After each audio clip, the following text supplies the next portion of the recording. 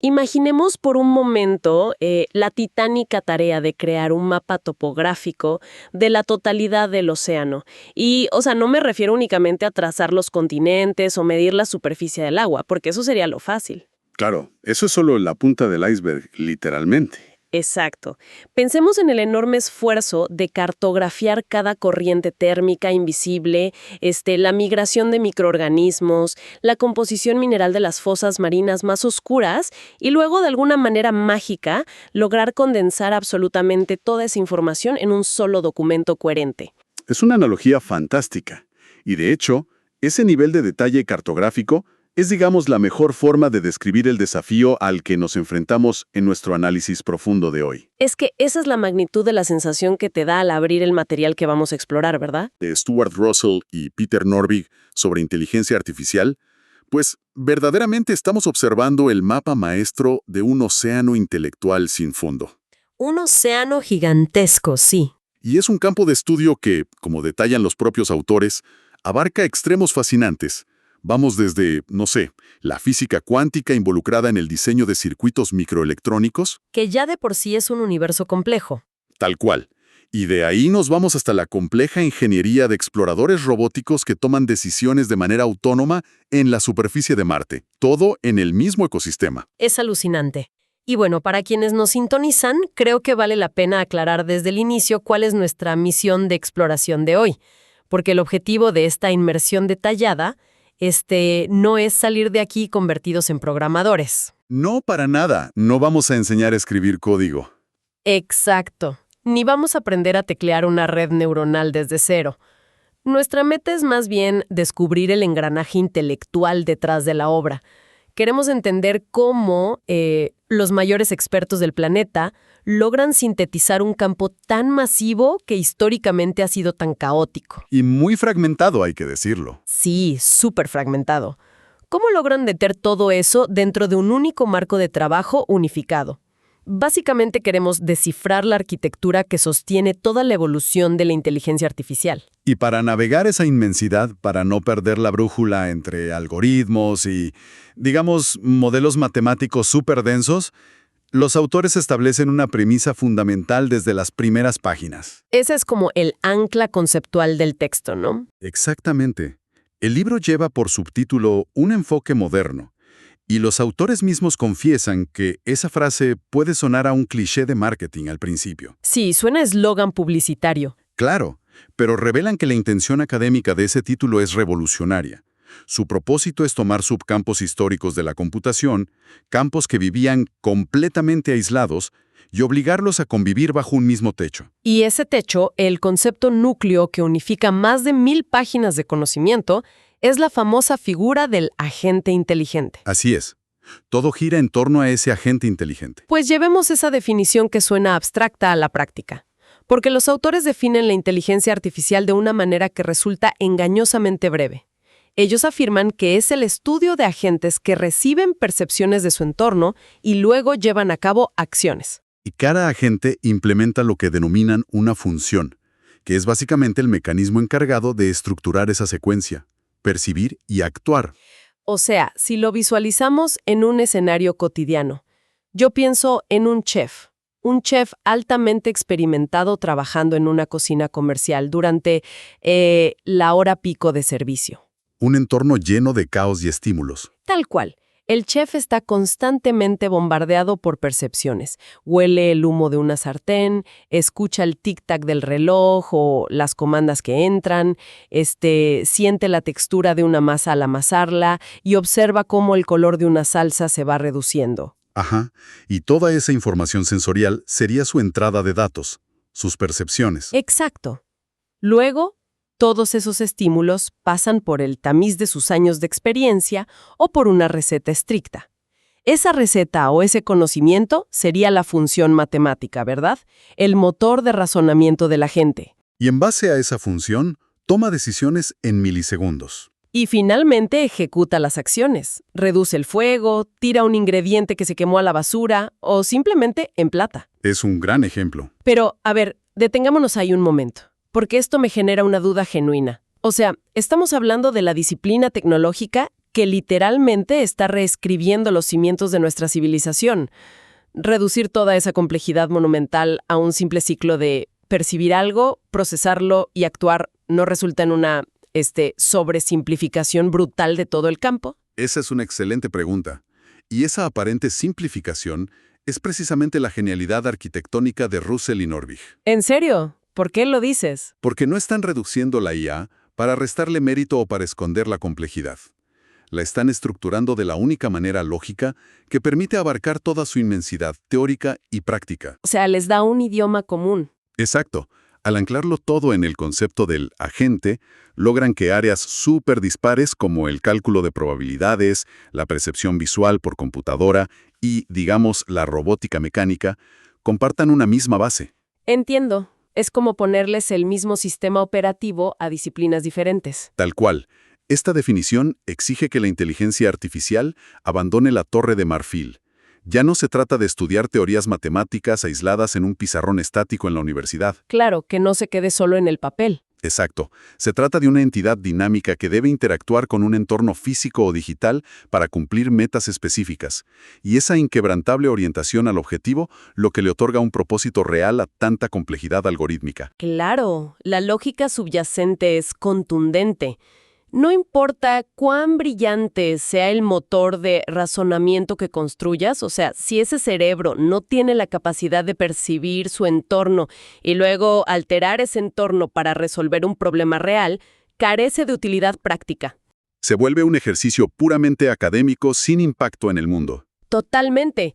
Y esa necesidad intrínseca de interactuar con el mundo dicta la manera en que los autores organizan todo el conocimiento en el libro. Porque si observamos la estructura de la obra, no es una simple recopilación aleatoria de capítulos. Para nada. Tiene una narrativa súper deliberada. Es literalmente la narración de la evolución cognitiva de una mente artificial en pleno desarrollo. Como ver crecer a alguien. Y esa progresión evolutiva es el esqueleto de todo el material. Los autores inician la construcción de este cerebro desde el nivel más fundamental del pensamiento, que es la resolución de problemas en mundos cerrados y perfectos. Entornos donde todo está bajo control. Exacto. En sus etapas iniciales, el agente artificial opera bajo la presunción de que el mundo es predecible y que puede observarlo en su totalidad. Pensemos, por ejemplo, en un software diseñado para jugar al ajedrez. Claro, el ajedrez es el ejemplo clásico. Porque las reglas son inmutables, ¿no? No hay variables ocultas, no hay viento ni lluvia, y cada pieza visible en el tablero representa la verdad absoluta de ese entorno. Es un mundo muy ordenado. Todo es blanco o negro. Así es. Y el razonamiento de la gente en esta etapa se limita a la lógica deductiva. Solo proyecta escenarios futuros basados en esos hechos indiscutibles. Es una sincronía matemática perfecta, claro. Y ahí la IA brilla porque no hay lugar para sorpresas.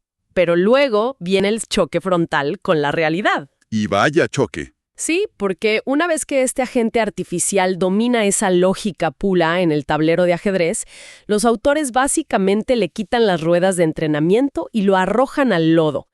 El texto da un salto monumental hacia entornos donde impera la incertidumbre. ¿Que es cuando funciona el mundo de verdad? Y a mí me resulta fascinante porque refleja el propio desarrollo psicológico del ser humano. O sea, cuando somos niños, demandamos reglas estrictas para entender el entorno. Queremos saber con certeza absoluta qué es lo correcto y qué es lo incorrecto. Necesitamos certidumbre. Claro. Pero al madurar, descubrimos que el mundo real es un tejido caótico de probabilidades, está lleno de áreas grises. Y los autores ejemplifican este choque con los sistemas de diagnóstico médico, lo cual me parece brillante. Es uno de los mejores ejemplos del libro. Porque en un hospital, el agente ya no está jugando al ajedrez, no tiene acceso a toda la información. Se enfrenta a síntomas difusos, a historiales clínicos que están incompletos y a mediciones inexactas de los instrumentos médicos. Y ahí es donde la introducción de la incertidumbre obliga a la gente a abandonar esa lógica estricta y adoptar la probabilidad matemática. Porque la lógica rígida ya no sirve. Exacto. Si un paciente tiene fiebre, la lógica puramente deductiva falla, porque pues no existe una sola enfermedad en el mundo que cause fiebre. Hay cientos. O miles. Claro. Entonces, en este punto de su evolución, la arquitectura de la gente requiere herramientas mucho más sofisticadas para calcular lo que llaman grados de creencia. Grados de creencia. Eso suena fascinante. Sí, ya no se trata de decir esto es absolutamente falso o verdadero, sino de concluir matemáticamente algo como, no sé, existe un 85% de probabilidad de que sea una infección viral frente a un 15% de que sea algo más grave, basándose en esa evidencia parcial que tiene disponible. ¡Wow! Pero, a ver, para poder calcular esas probabilidades con tanta precisión, imagino que la gente necesita una cantidad masiva de datos previos, ¿no? Masiva. No puede depender eternamente de que un programador humano se siente a escribir manualmente cada posible escenario médico en su código. Sería imposible. Claro, te tomaría vidas enteras. Exacto.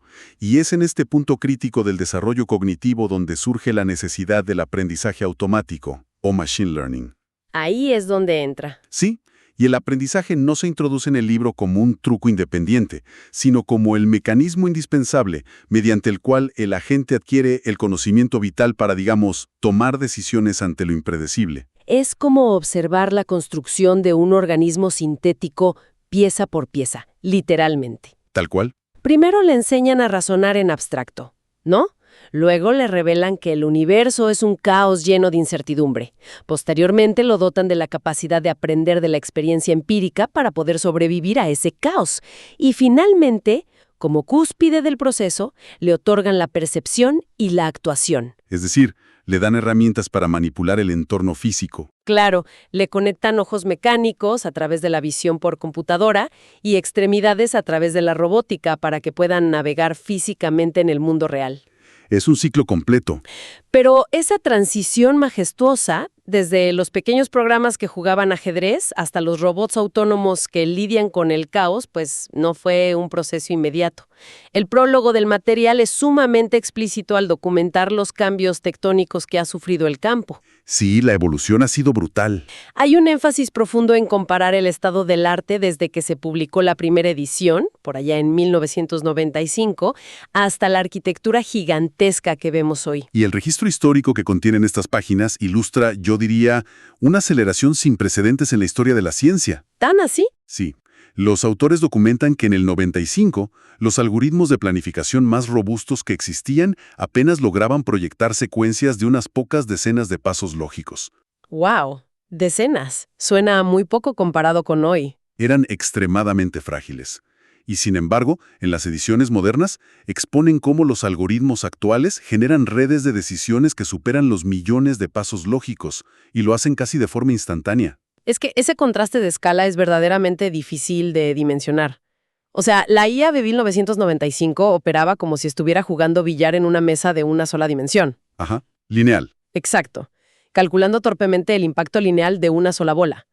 En cambio, la arquitectura moderna que describen ahora equivale a, no sé, jugar en una mesa de billar multidimensional, donde las bolas de repente cambian de peso y tamaño dinámicamente. Y donde hay modelos estadísticos avanzados que están prediciendo el comportamiento de todo el sistema a pesar de la fricción constante y todo el caos físico. Totalmente. Es otra escala. Y para entender el cómo ocurrió ese salto monumental, no basta solo con mencionar el incremento en la capacidad de procesamiento de los microchips, que claro que importa, pero hay que observar las herramientas conceptuales que desarrollaron. El software, digamos. Exacto. Las fuentes subrayan la implementación de las redes bayesianas dinámicas. Antes, un agente calculaba una probabilidad y pues se quedaba con ese resultado estático. Como una foto. Tal cual. Pero con las redes dinámicas, el agente adquiere la capacidad temporal. Empieza a actualizar sus creencias milisegundo a milisegundo a medida que entra nueva información fresca. Wow. Ok, a ver, ponme un ejemplo. Imagina un vehículo autónomo. Si el auto detecta una sombra borrosa a 100 metros de distancia, su probabilidad inicial de que sea un peatón puede ser súper baja. Puede ser un árbol, basura. Exacto. Pero a medida que el vehículo avanza y el ángulo de la luz cambia, esa red bayesiana actualiza toda la matemática instantáneamente, y ahí decide si debe activar los frenos de emergencia o si puede continuar la marcha tranquilamente. Ahora entiendo. Es dinamismo puro. Y bueno, tengo que confesar que al profundizar en estos avances técnicos, hay un punto donde el material se vuelve sumamente denso y, la verdad, me genera interrogantes. Es natural, es un texto muy profundo. De estudio. E históricamente tengo entendido que los defensores de la lógica simbólica estricta y los pioneros de las redes neuronales o el aprendizaje estadístico operaban casi como facciones rivales dentro de las universidades. Así, eran prácticamente enemigos académicos. Exacto, hablaban lenguajes teóricos que eran completamente distintos. Entonces, ¿cómo logra exactamente este campo, y por extensión este texto, demostrar que estas escuelas, que en apariencia eran irreconciliables, ahora pueden funcionar armónicamente dentro del mismo agente inteligente? Esa es una gran observación. Y la respuesta a esa incógnita es probablemente la innovación teórica más importante de las últimas décadas en este ámbito. El texto lo explica detalladamente. A ver. Durante muchos años, la lógica simbólica era excepcional para establecer las reglas fundamentales del universo. Por ejemplo, la regla dura de si un semáforo está en rojo, debes detenerte. Una regla clarísima. Pero, y aquí está el problema, fallaba miserablemente al intentar reconocer en el mundo físico y desordenado qué maldito conjunto de píxeles en una cámara representaba realmente un semáforo bajo una tormenta de lluvia. Claro, el mundo real es ruidoso. Exacto. Y por su parte, el aprendizaje neuronal y estadístico era brillante para lidiar con esos píxeles ruidosos y descubrir esos patrones borrosos, pero era pésimo para seguir reglas lógicas estrictas de manera confiable. O sea, uno veía el mundo y el otro seguía las reglas, pero no hablaban entre sí. Así es. Y la revolución documentada en estas páginas ocurre cuando los diseñadores por fin logran fusionar ambos enfoques.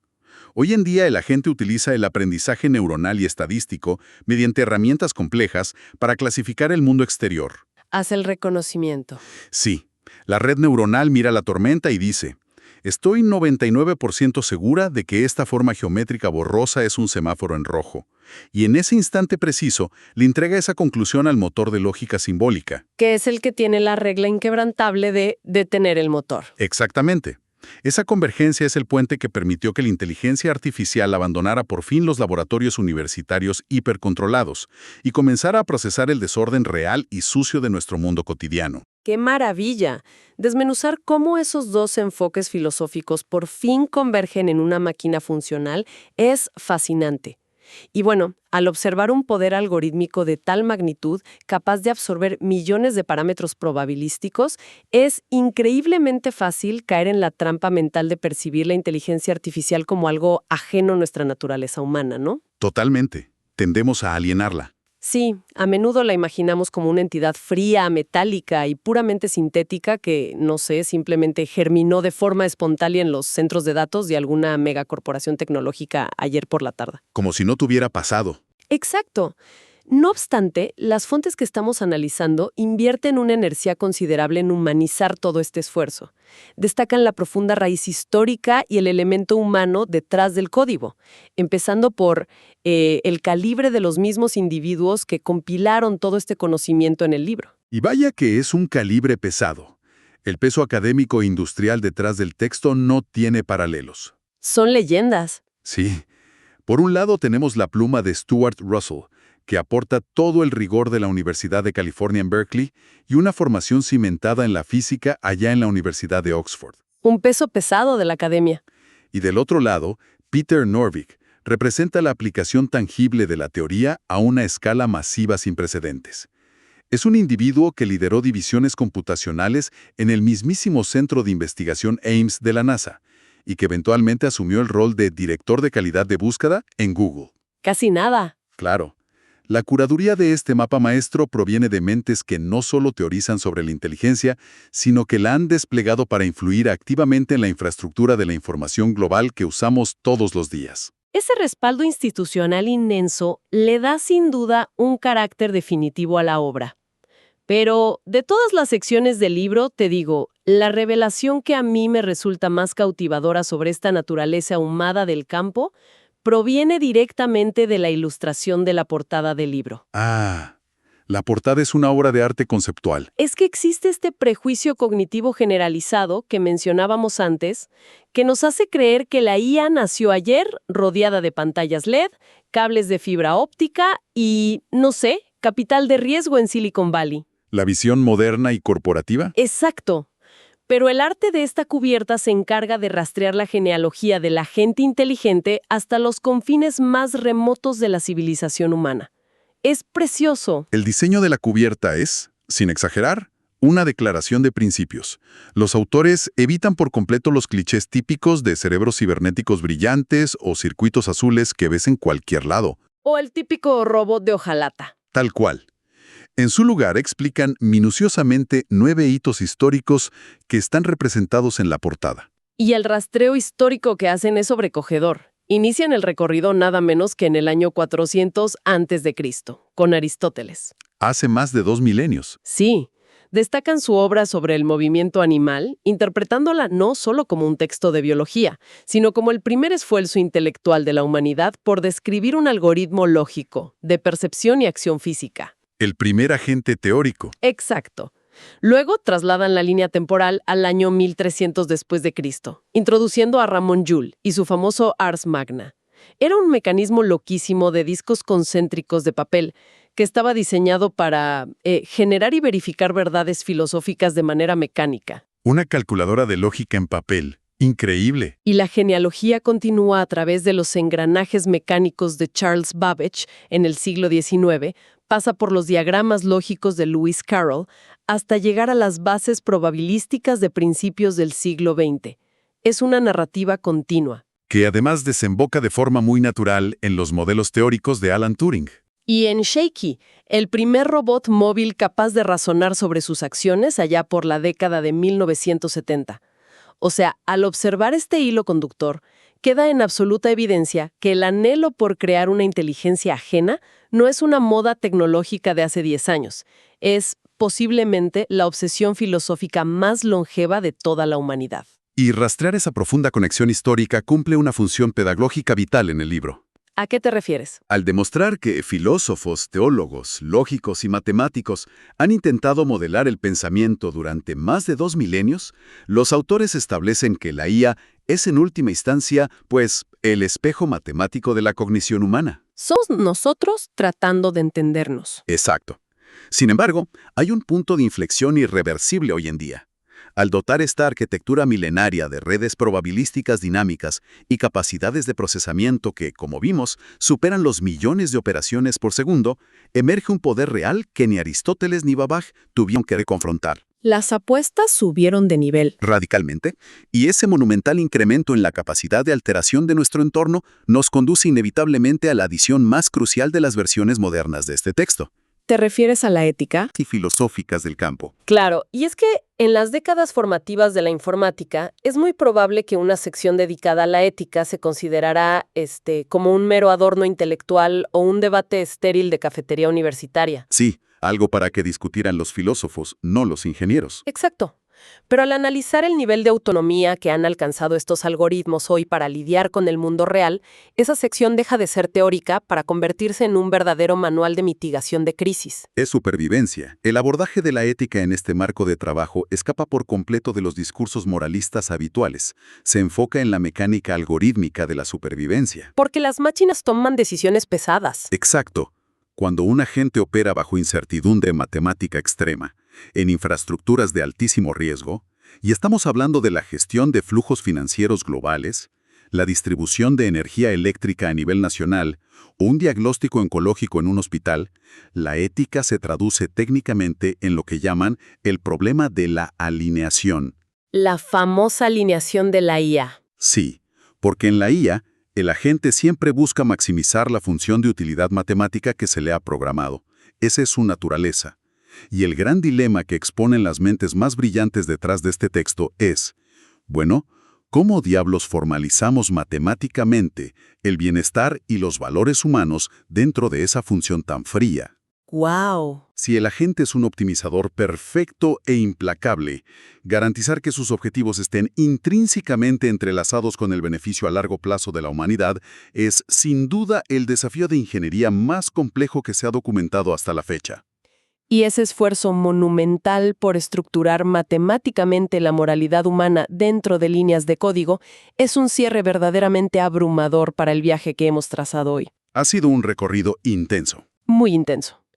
Recapitulando nuestra inmersión en esta obra maestra de Russell y Norbig, hemos atestiguado cómo una idea aparentemente austera, esto de un agente que percibe datos de su entorno y ejecuta acciones para maximizar un resultado, sirve como la semilla de la que brota absolutamente toda la arquitectura del conocimiento de esta disciplina. El núcleo de todo. Hemos seguido la evolución cognitiva de esa entidad artificial, observando cómo los autores lo guían desde la reconfortante certeza de la lógica perfecta y los juegos de tablero de suma cero hacia la abrumadora complejidad de la incertidumbre probabilística. De lo ideal a lo real. Exacto. Exploramos el salto exponencial impulsado por las redes dinámicas y fuimos testigos de ese triunfo técnico que representó hacer converger, por fin, la rígida lógica simbólica con el caos estadístico del aprendizaje neuronal. Todo para permitir que la máquina enfrente el desorden de nuestro universo. Una síntesis brillante. Y terminamos reconociendo, a través de los ojos de figuras como Aristóteles y Turing, que verdaderamente estamos ante la culminación de un sueño que la civilización ha perseguido durante más de 2000 años. Es un peso histórico innegable. Sí. Y para quienes nos acompañan, al final de este profundo análisis, hay un pensamiento que emerge de toda esta estructura monumental y que, para nuestra curiosidad, merece ser explorado más allá de estos minutos. Hemos establecido detalladamente que el núcleo incuestionable de la gente inteligente radica en la optimización implacable de un objetivo predefinido frente a las percepciones de su entorno. Ese es su motor principal. Claro. Pero a medida que el tiempo avanza y que el volumen de datos ingeridos crece astronómicamente, estos agentes comenzarán a integrar flujos inabarcables de variables probabilísticas que la biología humana simplemente ya no puede procesar ni comprender. Se vuelven más veloces y profundos que nosotros. Exacto. Entonces, la pregunta latente es: ¿qué sucede en el punto exacto en el que la ruta probabilística y la deducción matemática que desarrolla el agente para alcanzar el objetivo original se tornan tan densas, tan alienígenas y tan profundas que el mapa cognitivo de la máquina se vuelve indescifrable incluso para las brillantes mentes de sus propios creadores? Un misterio fascinante. Un enigma arquitectónico perfecto para continuar cuestionando el futuro de nuestra propia creación. Y con eso cerramos nuestra exploración de hoy.